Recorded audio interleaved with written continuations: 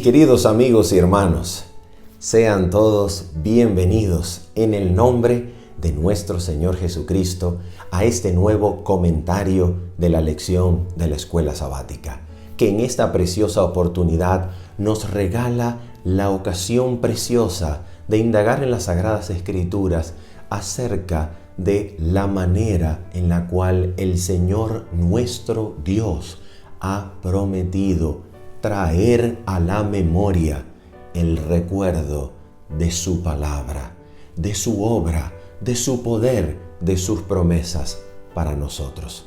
De esa manera, en el nombre de nuestro Señor Jesucristo, veremos la manera en la cual el Espíritu Santo hará el trabajo, porque lo ha prometido, de traer a la memoria las grandes cosas que hemos aprendido de Dios y de su palabra.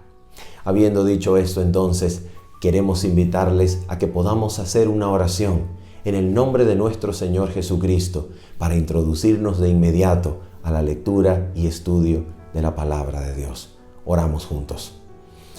Nuestro Padre Celestial, bondadoso y santo Dios, en el nombre precioso de nuestro Señor Jesucristo, queremos, Señor, delante de tu trono, escondidos en Cristo, cubiertos en los méritos completos, perfectos y santos de nuestro Señor Jesús, pedirte, Señor, que cumplas tu preciosa promesa para nosotros, de enviar tu Santo Espíritu, Señor, que venga a iluminar nuestras mentes y corazones y podamos ser guiados al conocimiento de toda verdad que es en Jesús.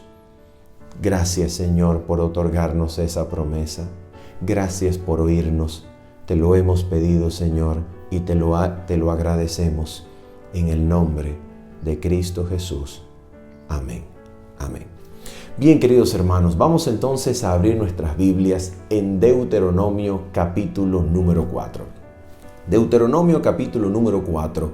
Después de haber dado el libro de Deuteronomio a través del profeta Moisés, inspirado por el Espíritu Santo, una lección objetiva de la historia del pueblo de Israel, desde su salida de Egipto hasta el presente, el libro del Deuteronomio nos dice lo siguiente acerca de el mandamiento de Dios sobre recordar la historia pasada.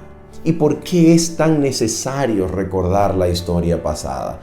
Porque al olvidar la manera en la cual el Señor ha dirigido a su pueblo en el pasado, al olvidarse de eso, entonces el futuro parece incierto.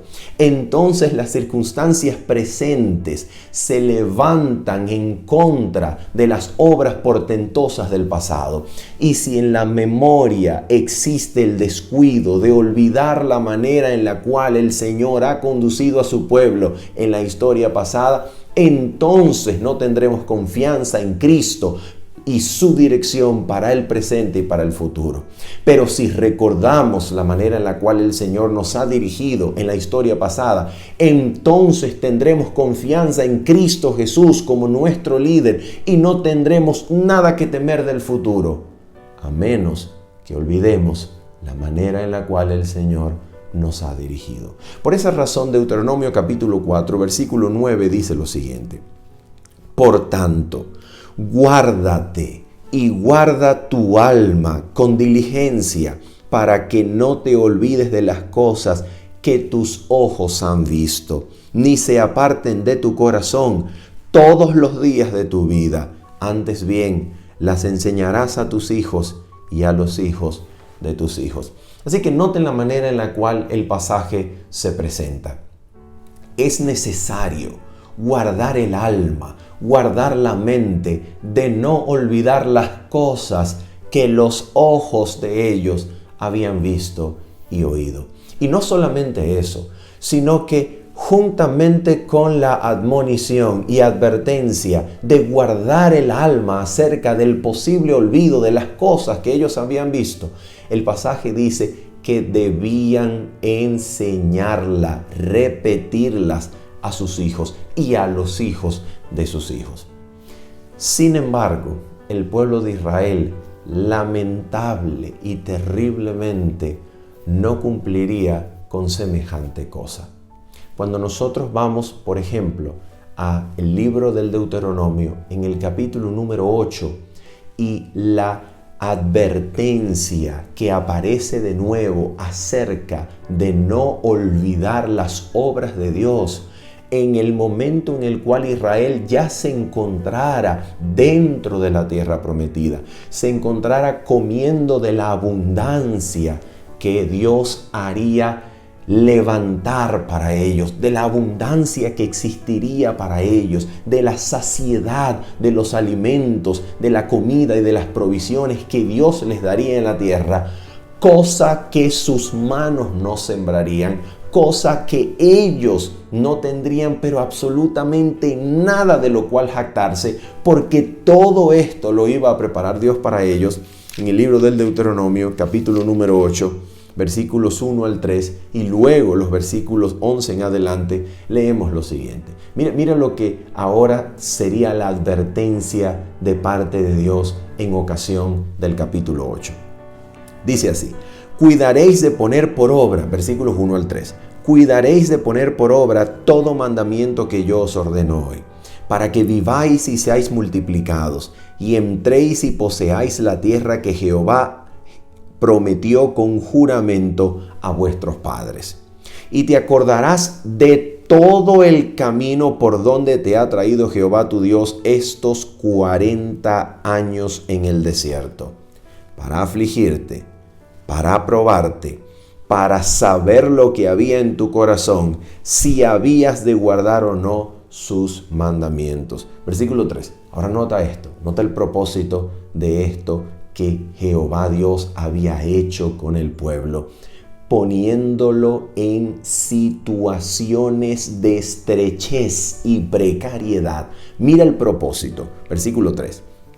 Y te afligió, y te hizo tener hambre, y te sustentó con maná, comida que no conocías tú ni tus padres la habían conocido, para hacerte saber que no solo de pan vivirá el hombre, mas de todo lo que sale de la boca de Jehová vivirá el hombre. ¿Cuál fue el propósito? De acuerdo con la cita que hemos leído, ¿cuál fue el propósito por el cual el Señor hizo atravesar a Israel por desierto temible, por precariedad, por estrechez, por escasez? ¿Cuál fue la razón por la cual Dios hizo eso?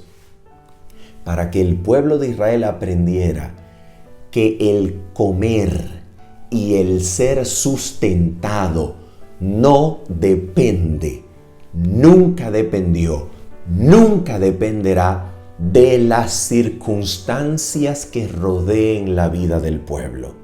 El comer y el ser sustentado y tener vida en la tierra depende de la palabra de Jehová Dios, quien puede hablar y del cielo hace llover pan. De eso se trataba. Dios quería enseñarle al pueblo a través de estas circunstancias de precariedad y escasez que el poder de la vida no se otorga por medio de las circunstancias que rodeen al pueblo, sino que el poder para vivir depende de la palabra del Señor. El pueblo podía creer que pasara lo que pasara, el camino por donde su pie andaba era seguro, porque dependía de Dios, de su palabra. Y allí donde Dios pronunciara su palabra, allí habría vida y siempre lo habrá. De eso se trataba. Para eso Dios hacía todas estas cosas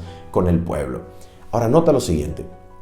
En Deuteronomio capítulo 8, versículo 11 en adelante, las cosas dan un giro y ahora Dios va a amonestar no contra lo que podía suceder en situación de escasez, en situación de precariedad, sino Dios advertirá sobre lo que podía ocurrir en circunstancia de abundancia, de bonanza. Mira lo que va a decir el texto.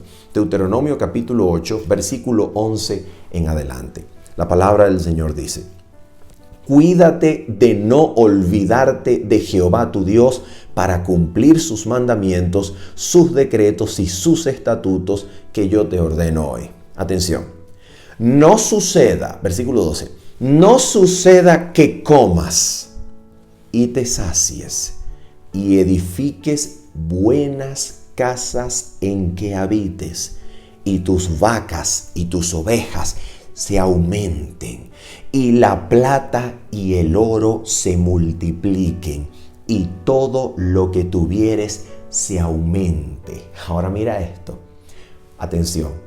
Si la copa vacía es dura y difícil de llevar, porque el ánimo se abate y las circunstancias son precarias y estrechas, la copa rebosante, la copa llena, es aún más difícil de llevar. Por eso, en el mensaje de Cristo a las iglesias del Apocalipsis, nosotros miramos algo extraordinario. El mensaje de Cristo a la iglesia de Éfeso es una amonestación para que la iglesia recuerde de dónde ha salido. Pero el mensaje de Cristo a la Odisea es para que la iglesia pueda mirar sus faltas, sus deficiencias, cuando no las puede ver por causa de lo que la abundancia ha hecho en sus ojos. La abundancia los ha llenado de orgullo, la abundancia los ha llenado de suficiencia, y la abundancia se ha convertido en una capa que impide ver la condición humana en realidad, tal y como Dios la ve y la percibe. Porque la posesión de bienes, la abundancia, nos ha impedido ver a Cristo tal y como es. De eso se trata. La copa rebosante, la copa llena, es aún más difícil de llevar. ¿Por qué razón? Mira por qué. Versículo número 14. Mira lo que puede producir la abundancia. Mira lo que puede producir la bonanza, la provisión de bienes. Mira esto, dice así: y se enorgullezca tu corazón. Deuteronomio 8:14. Y se enorgullezca tu corazón y te olvides de Jehová tu Dios, que te sacó de tierra de Egipto, de casa de servidumbre, que te hizo caminar por un desierto grande y espantoso, lleno de serpientes ardientes y de escorpiones y de sed, donde no había agua, y Él te sacó agua de la roca del pedernal, que te sustentó con maná en el desierto, comida que tus padres no habían conocido, afligiéndote y probándote, para a la postre hacerte bien. ¿Se dan cuenta ustedes? El mensaje es el mismo. El mensaje es sencilla y claramente: de Dios depende la vida. Sea en circunstancias estrechas y precarias, donde el pueblo esté afligido por la escasez, sea en circunstancia de bonanza y abundancia de bienes y provisiones, el mensaje es el mismo. De Jehová el Señor Dios depende la vida. De su poder proviene el comer, el vivir y el ser sustentado. Porque la misma palabra que en el principio dijo: produzca la tierra hierba verde, es la misma palabra que puede decir: haya pan del cielo, o puede decir: que brote agua la roca y el pedernal.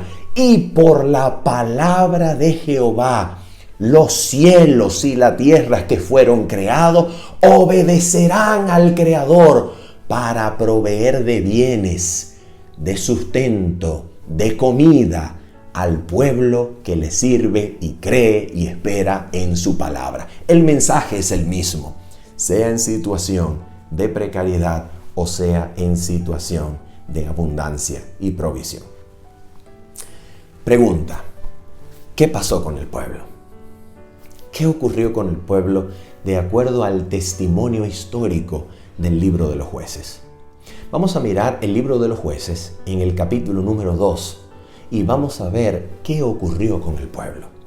¿Cuál fue la falla de este pueblo? Mira esto.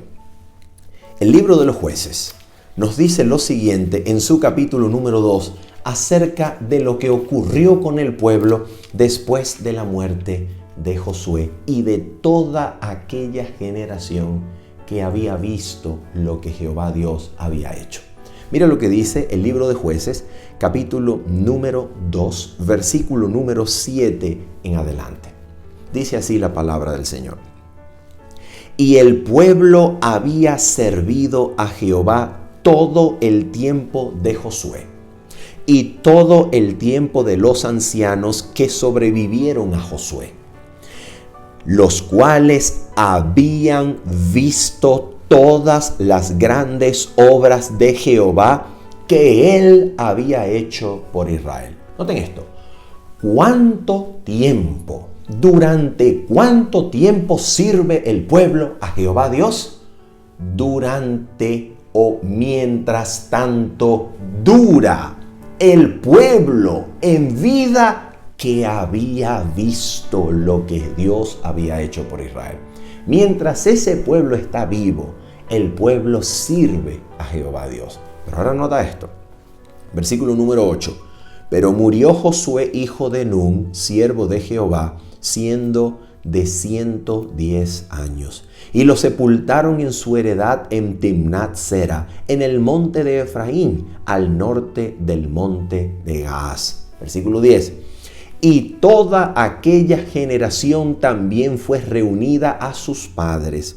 Y se levantó después de ellos otra generación que no conocía a Jehová ni la obra que él había hecho por Israel. ¿Qué pasó en conclusión? Mira lo que pasó en conclusión. Versículos 11 al 14. Después los hijos de Israel hicieron lo malo ante los ojos de Jehová y sirvieron a los Baales. Dejaron a Jehová, el Dios de sus padres, que los había sacado de la tierra de Egipto. Y se fueron tras otros dioses, los dioses de los pueblos que estaban a sus alrededores, a los cuales adoraron y provocaron a ira a Jehová. Y dejaron a Jehová y adoraron a Baal y a Astarot. Y se encendió contra Israel el furor de Jehová, el cual los entregó en manos de robadores, que los despojaron y los vendió en manos de sus enemigos de alrededor. Y dice el texto, y no pudieron ya hacer frente a sus enemigos. ¿Qué fue lo que aconteció? Lo que aconteció es que el pueblo que ahora vivía en la tierra no había visto, no había conocido las obras de Jehová por el pueblo de Israel. No había conocido a ese Dios, no había visto los milagros, las obras que Dios había hecho con Israel en su camino y transitar por el desierto. ¿Qué ocurría con esta generación? Nota esto. Lo que ocurría con esta generación es que ellos no habían visto la manera en que Dios los había librado, no habían visto la manera en que el Señor había partido el mar, no habían visto la manera en la cual el Señor había hecho brotar agua de la roca, no habían comido del maná que Dios hacía llover, sino que cuando esta generación nació, ya sus padres estaban asentados en la tierra. Había abundancia de fruto. Sencillamente podían estirar la mano y arrancar el fruto de la vid, el fruto de la mies, el fruto de las olivas. Y entonces sencillamente miraban el ganado abundante, miraban la abundancia de provisión. Nunca habían sembrado, nunca habían tenido necesidad de clamar a Jehová Dios por lluvia, porque la tierra donde estaban bebía el agua del cielo y no de ríos. Entonces este pueblo sencillamente dio por sentado las cosas que tenían. Sencillamente miraba y veía que todo era constante, todo era normal delante de ellos. Sencillamente la provisión estaba allí y no conocían a Jehová, el Dios que había obrado poderosamente para sus padres. ¿Qué sucede cuando esto es el común del pueblo? ¿Qué sucede?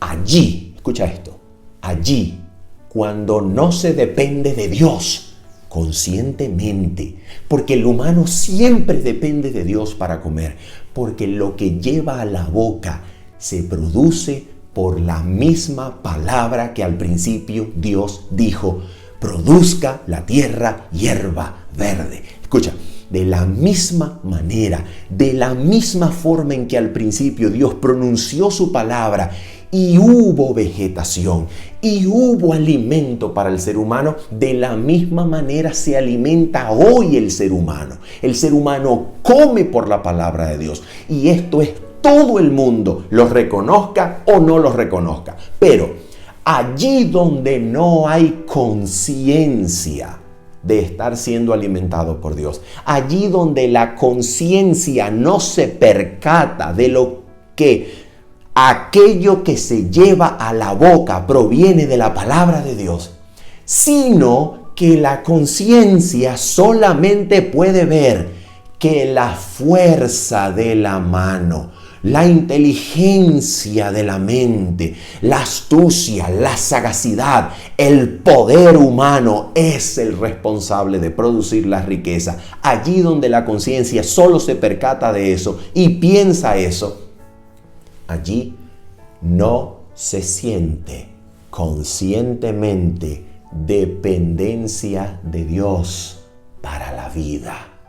Y allí donde no se siente la dependencia de Dios para la vida, el orgullo nace en el corazón.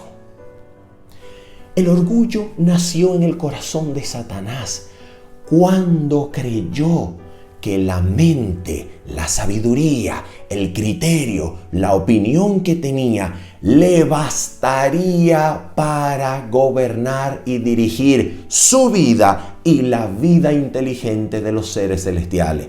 Pero yo pregunto, ¿no se le ocurrió al querubín pensar que esta sabiduría que tenía, que esta facultad de generar criterios racional, moral, provenía de primero haber recibido una mente de parte del Dios creador? ¿No se le ocurrió al querubín eso?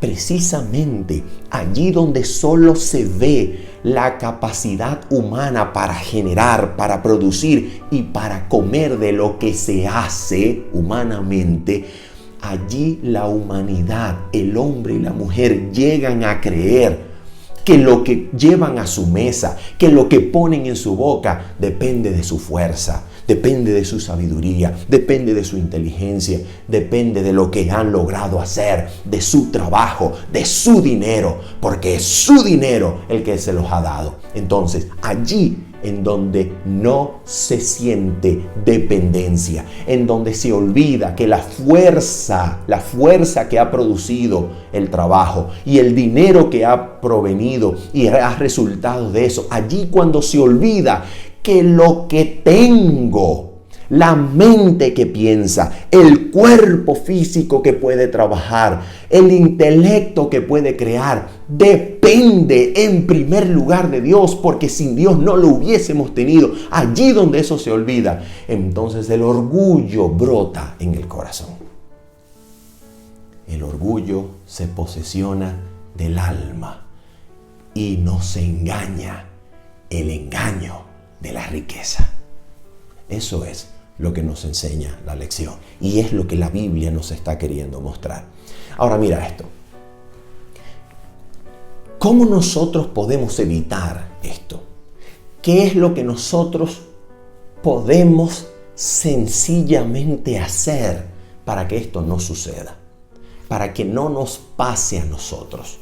¿Qué podemos hacer? Porque mira, todos los seres humanos sobre la tierra, desde el pueblo de Israel hasta tu mente y la mía, la mente humana es débil, es carente. La mente humana es imperfecta. La mente humana necesita de ayuda divina para recordar la verdad de lo que Dios es, ha sido y será por su pueblo. Humanamente, no podemos nosotros depender de la facultad humana de recordar las experiencias pasadas, las obras pasadas de Dios, para que estas obras nos cuiden y nos guarden en el momento de la escasez o en el momento de la abundancia. No podemos depender de la facultad humana para recordar. Y escucha esto, el pacto de Dios y el cumplimiento dispensando sus bendiciones para su pueblo no depende de la facultad humana para recordar. Entonces, ¿de qué depende? Mira esto. Vamos a mirar lo que nos dice la Escritura en Mateo capítulo número 3. Mateo capítulo número 3, versículo 16 en adelante. ¿Qué es lo que nosotros vamos a mirar? Nosotros vamos a ver al Señor Jesucristo mismo poniéndose a sí mismo en situación de desierto como el pueblo de Israel. ¿Y para qué? Para mostrarnos de qué puede depender el hombre, de qué puede depender el humano, cuando el recuerdo débil de la mente no es suficientemente fuerte para guardar el alma en el presente. En otras palabras, Jesucristo nos va a enseñar en qué cosas nosotros podemos edificar, confiar, cuando la mente no logre evocar correctamente las circunstancias pasadas para que ellas nos guarden en el presente o en el futuro. Mira lo que dice la Biblia en Mateo capítulo número 3 y vamos a leer en el versículo número 16. Mira esto. Mateo 3:16 se escribe en el contexto del bautismo de Jesús. Y mira lo que ocurre en el contexto de este bautismo. Dice así: y Jesús, después que fue bautizado, subió luego del agua, y he aquí los cielos le fueron abiertos, y vio al Espíritu de Dios que descendía como paloma y venía sobre él. Y hubo una voz de los cielos. Nota esto. Jesucristo está siendo bautizado y sus ojos pueden ver al Espíritu descender en forma de paloma que se posa sobre él. Jesús lo puede ver. Es algo que sus ojos le testifican como experiencia verídica del poder y la obra de Dios para beneficio de sí. Porque Dios está haciendo esto no solamente para testimonio de los que rodean el Jordán en ocasión del bautismo, sino para confirmar a Cristo en su misión. Para decirle a Cristo: eres tú el Hijo, eres tú el Mesías, has estado correcto en interpretar los tiempos, el llamado del Bautista es correctamente interpretado como tu heraldo, así que tú eres el Hijo, este es el tiempo, tú eres el elegido, tú eres el Mesías y te confirmo. Eso es lo que significa también lo que Jesús ve como paloma que desciende representando al Espíritu Santo que se posa sobre él y la voz que ahora va a escuchar. Jesús ve y oye el testimonio del Padre. Mira el testimonio que ahora escucha. Dice, Versículo 17. Y hubo una voz de los cielos que decía: este es mi Hijo amado, en quien tengo complacencia. Y volvemos nuevamente a preguntar, esta confirmación que dice: este es mi Hijo amado, en quien tengo complacencia, ¿es solamente para los testigos que están presenciando la escena, o también esta voz confirma la identidad y el mesianismo de Jesús? Verdaderamente también confirma la identidad y el mesianismo de Jesús. ¿Cómo sabemos eso? Mira cómo lo sabemos. Atención. Vamos a leer unas breves citas que se encuentran en el capítulo número 7 del deseado de todas las gentes. ¿Y por qué vamos a leer en estas citas? Vamos a leerlas para que nosotros podamos tener una idea de la manera en la cual la mente consciente de Cristo se desarrollaba como se desarrolla la mente de todo niño que viene a este mundo.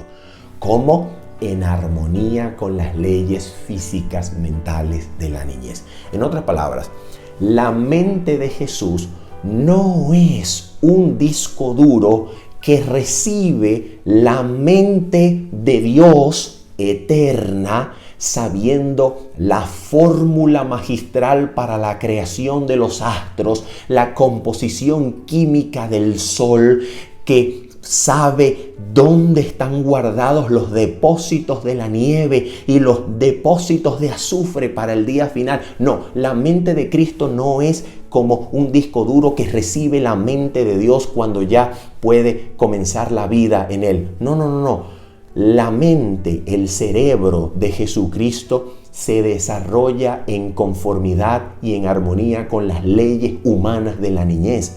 Su mente también era humana, su cerebro era humano, su mente obtenía conocimiento y crecía como puede obtener conocimiento y crecer cualquier otra mente de los niños. Mira lo que dice el deseado de todas las gentes en el capítulo número 7, y vamos a leer la paginación de la versión electrónica. En la paginación de la versión electrónica, página 49, párrafo 2, la señora White, mensajera del Señor, nos dice lo siguiente: las facultades de su intelecto y de su cuerpo se desarrollaban gradualmente en armonía con las leyes de la niñez. ¿Se dan cuenta? Mira esta otra cita que se encuentra en la página 50, párrafo 2. Dice: el niño Jesús no recibió instrucción en las escuelas de las sinagogas. Su madre fue su primera maestra humana. Atención.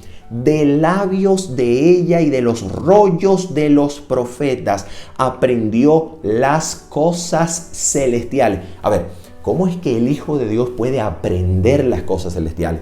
Porque se había despojado a sí mismo, porque el conocimiento que tenía y evidenciaba y mostraba como humano no era que su cerebro, cual disco duro, recibió la mente de Dios eterna. No, su mente, su cerebro eran humanos también. Mira esto, dice, atención, las mismas palabras, continúa la cita, que él había hablado a Israel por medio de Moisés.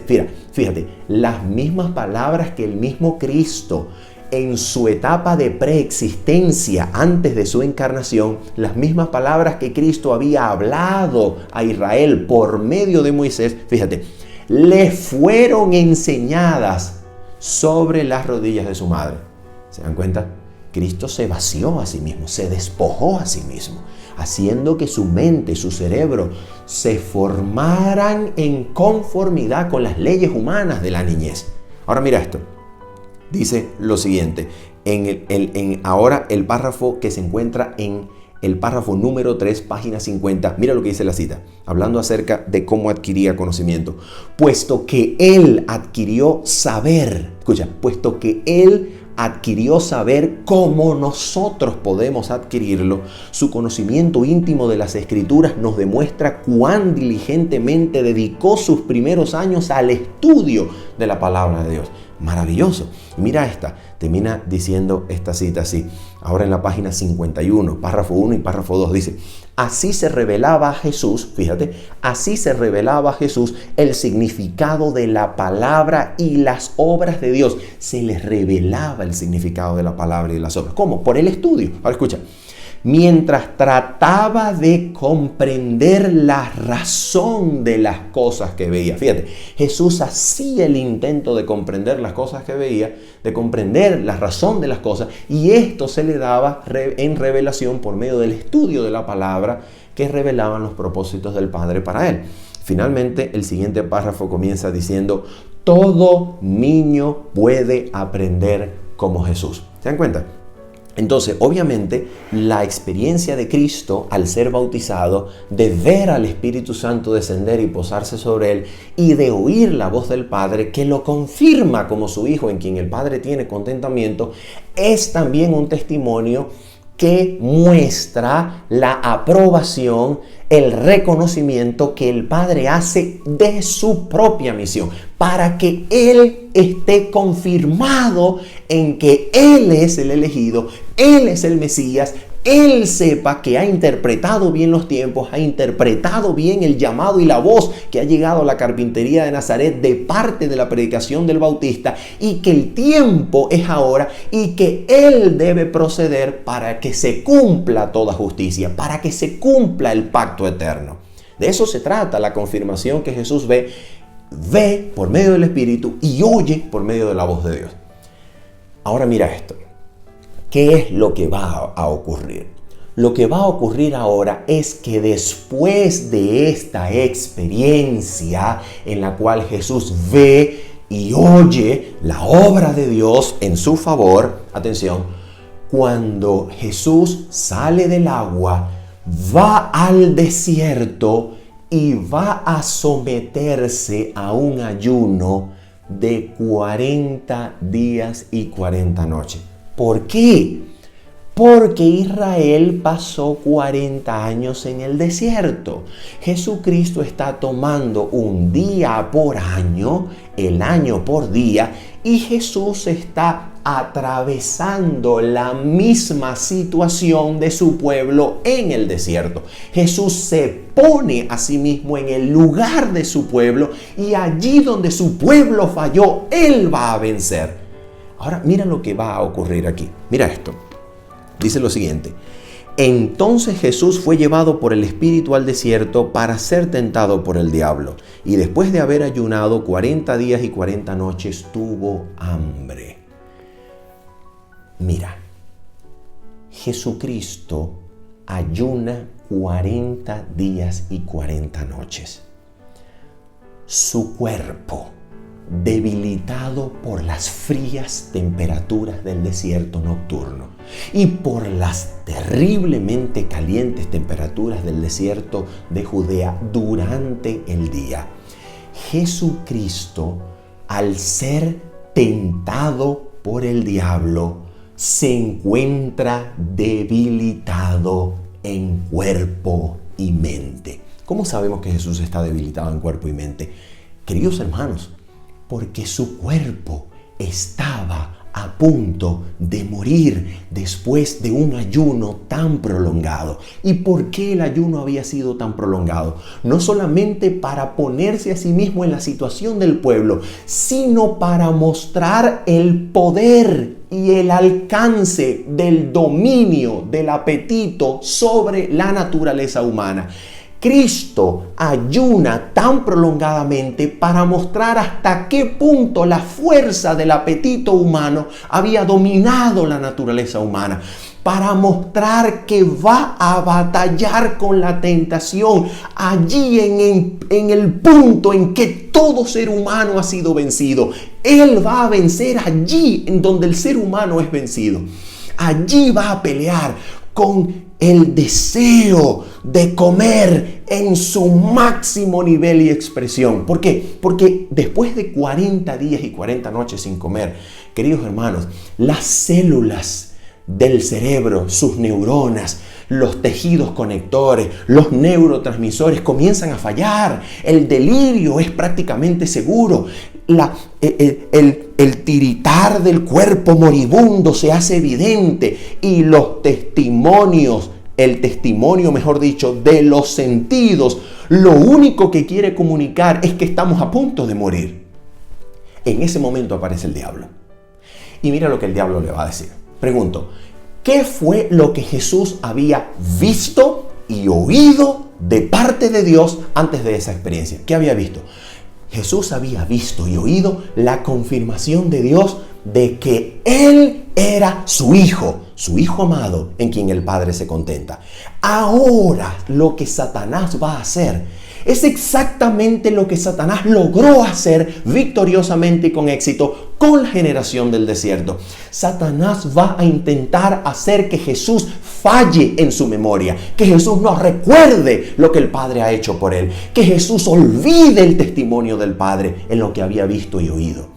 De la misma manera como Satanás logró que el pueblo de Israel olvidara las obras de Dios que había visto y oído de parte de él, de la misma manera Satanás intentará hacer que la memoria de Jesús se quiebre y que no lo asista en su momento de precariedad. Y en ese momento, ¿qué le dice Satanás a Jesús? Mira lo que le dice.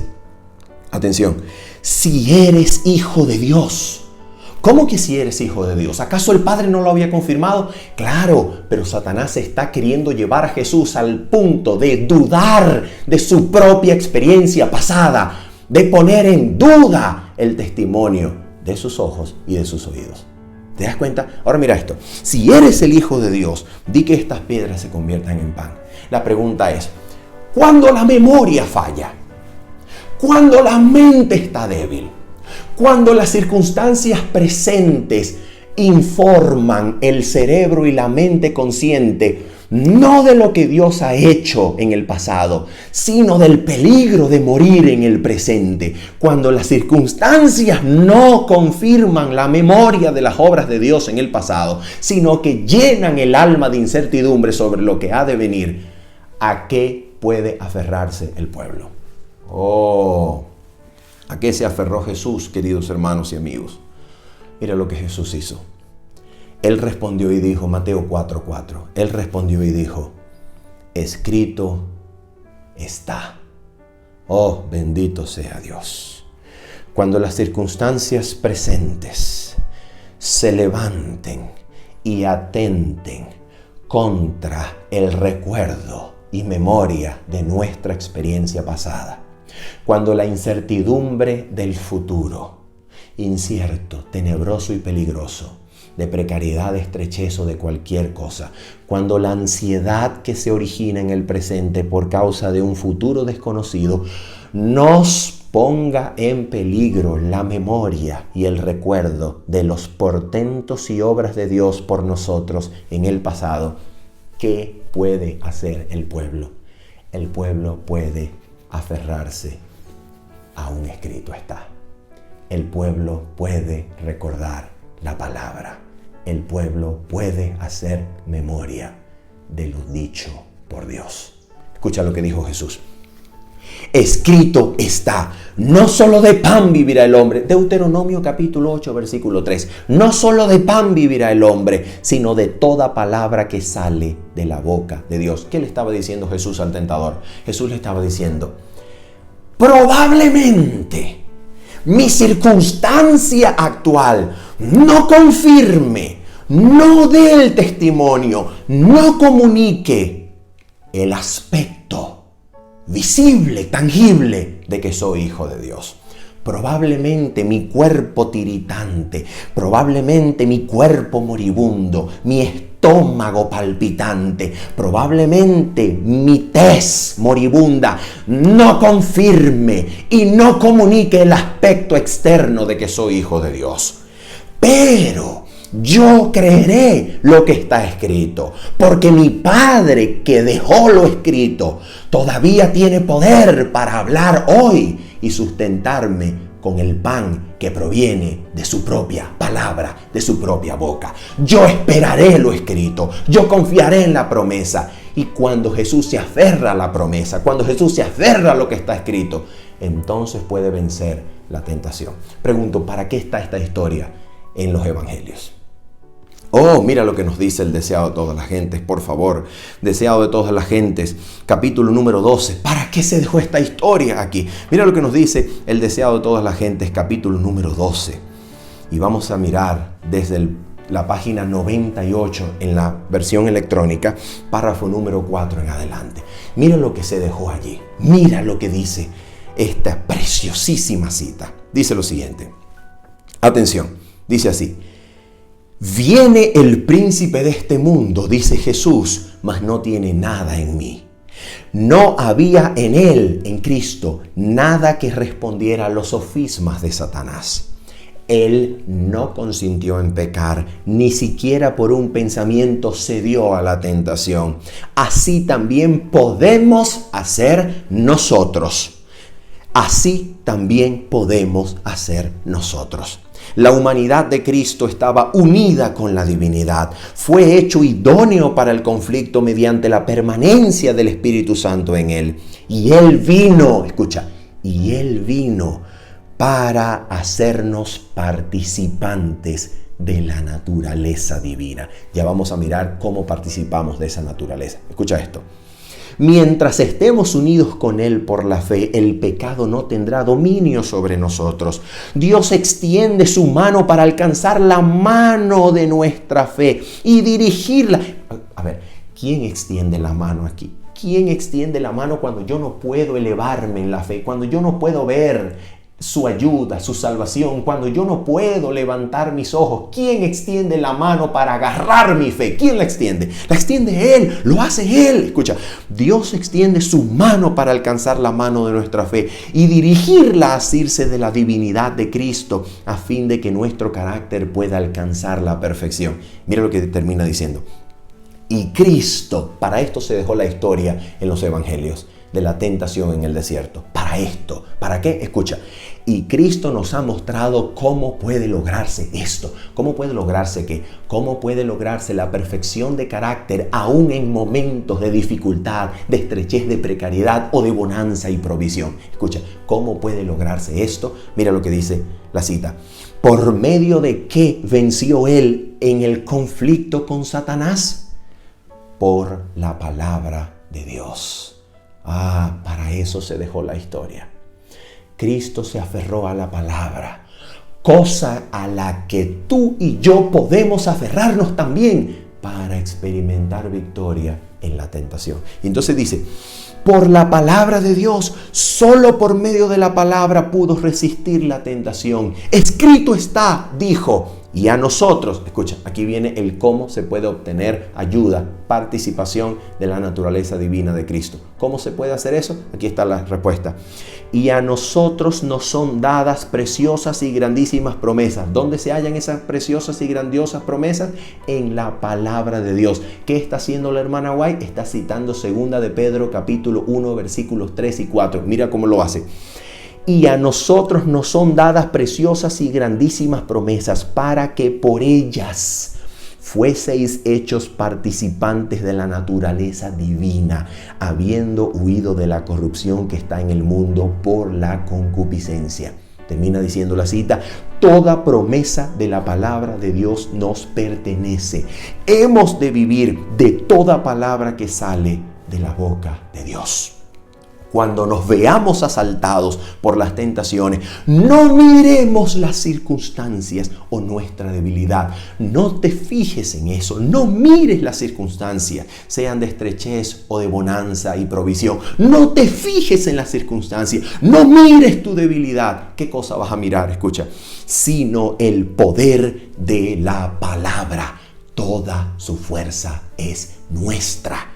En mi corazón he guardado tus dichos, dice el salmista, para no pecar contra ti. Por la palabra de tus labios yo me he guardado de las vías del destructor. La pregunta es, ¿por qué podemos nosotros aferrarnos a la esperanza de ser sustentados por un escrito está? ¿Por qué Dios nos dice aquí, aférrate no a las circunstancias, sino al poder de la palabra? ¿Por qué? Escucha esto. Porque en el instante en que la palabra de Cristo habita en la mente y la creemos y la abrazamos y nos aferramos a ella y la mantenemos en la atención y el recuerdo la trae y la repetimos y creemos y confiamos en esa palabra, Dios nos hace participantes de la naturaleza divina, la misma que habitó en Cristo para enfrentar la tentación, y nosotros somos hechos vencedores con Él. ¿De qué depende eso? ¿Depende de la facultad de memoria humana? ¿Depende de mi capacidad intelectual memorística para recordar? No, no depende de eso. ¿Quién es el que extiende la mano y toma nuestra fe y nos invita a asirnos de la divinidad de Cristo? ¿Quién hace eso? Lo hace Dios. ¿Y cómo lo hace? Oh, mira cómo lo hace. Terminamos con Juan capítulo número 14. Juan capítulo número 14. Después de preguntarle al Señor, Señor, muéstranos al Padre y nos basta. Y después de oír las palabras de Cristo que decían, el que me ha visto a mí ha visto al Padre. ¿Cómo pues dices tú, muéstranos al Padre? El que me ha visto a mí ha visto el Padre. Después de decir eso, Jesús recibe una pregunta de parte de los discípulos. Y la pregunta aparece en el versículo 22. Señor, ¿cómo es que te manifestarás a nosotros y no al mundo? Señor, ¿cómo es que tú vas a tener comunión con nosotros, tus discípulos? ¿Cómo es que nosotros podremos tener seguridad, certeza y garantía de tu comunión, de tu presencia con nosotros? ¿Cómo es que te vas a manifestar a nosotros? Y mira la respuesta de Jesús y mira la garantía que ofrece. Mira la respuesta y mira la garantía. La respuesta de Jesús se encuentra en el capítulo número 14 de Juan, versículo 23. El siguiente versículo nos dice así. Respondió Jesús y le dijo, el que me ama, mi palabra guardará. Escucha esto. El que me ama, mi palabra guardará, y mi Padre le amará, y vendremos a él y haremos morada con él. ¿Cómo mora Jesús en el alma? ¿Cómo habita el Padre, su Hijo Jesucristo, en el alma? ¿Cómo habitan ellos en nosotros? ¿Cómo hacen eso? Por la morada de la palabra. Cuando la palabra habita en nosotros, habita la misma presencia del Dios eterno para sostenernos, sustentarnos en medio de la prueba. Y aquí viene la garantía. ¿Y de qué depende eso? ¿Depende de tu capacidad para recordar? ¿Depende de mi capacidad para recordar? ¿Depende de tu intelecto y del mío? No, no depende de eso. ¿De qué depende? Aquí está la promesa. Escucha esto. Versículo número 25 y 26 del mismo capítulo. 25 y 26 dice: Os he dicho estas cosas estando con vosotros, mas el Consolador, el Espíritu Santo, a quien el Padre enviará en mi nombre, Él os enseñará todas las cosas y os recordará todo lo que yo os he dicho. ¿De qué depende que el pueblo de Dios recuerde la palabra de Dios? El escrito está en el momento de su prueba y dependa del poder de Dios y no del testimonio de sus ojos ni de sus oídos. ¿De qué depende de eso? ¿De qué depende que el Padre y el Hijo vengan a morar en nosotros? Por el recuerdo, por el guardar la palabra. ¿De qué depende? No depende de nosotros. Depende de que Dios cumpla su promesa, y Dios siempre cumple lo que promete. Para eso Dios envió al Espíritu Santo, para que el Espíritu Santo sea el vehículo, el vínculo mediante el cual Dios extiende su mano y toma nuestra fe y confianza y la lleva a asirse, a aferrarse con la naturaleza divina para ser nosotros sustentados con todo el poder del trono de Dios. Depende de Dios. Dios extiende su mano. Su Espíritu ha sido prometido para ministrar tu mente, ministrar tu corazón, para que venga en nuestro auxilio. Recuerde las palabras de Cristo y las grabe en la mente y el corazón, porque esa es la promesa de su pacto. Escribiré mis leyes, mi palabra, en la mente de ellos y en sus corazones las escribiré. ¿Cómo hace Dios eso? Porque es fiel, porque es maravilloso, por la obra milagrosa de su Espíritu, y Él lo ha prometido. Así que, querido amigo y hermano, ¿qué es lo que nosotros podemos hacer en este contexto, en esta lección que hemos aprendido? Tome la palabra de Dios y ábrala con oración. Ceda ante el Espíritu que lo atrae y lo guía para hacer eso. Y deje que el Espíritu grabe las palabras de la Biblia, las palabras escritas, las palabras de Dios. Y confíe en la dirección del Espíritu, que recordará esas palabras para usted cuando usted y yo las necesitemos. El Espíritu las traerá, el Espíritu las pondrá, porque el Espíritu prometió venir y recordar todo lo que Cristo nos había dicho. Habiendo dicho esto y esperando que usted haya sido edificado en la gracia de nuestro Señor Jesucristo y que su fe pueda ser cimentada en la palabra de Dios, traída, grabada, obrada por el Espíritu Santo en nuestras vidas, se despide de usted en esta hora su servidor Manuel Ospino diciéndoles bendiciones. Chao, chao.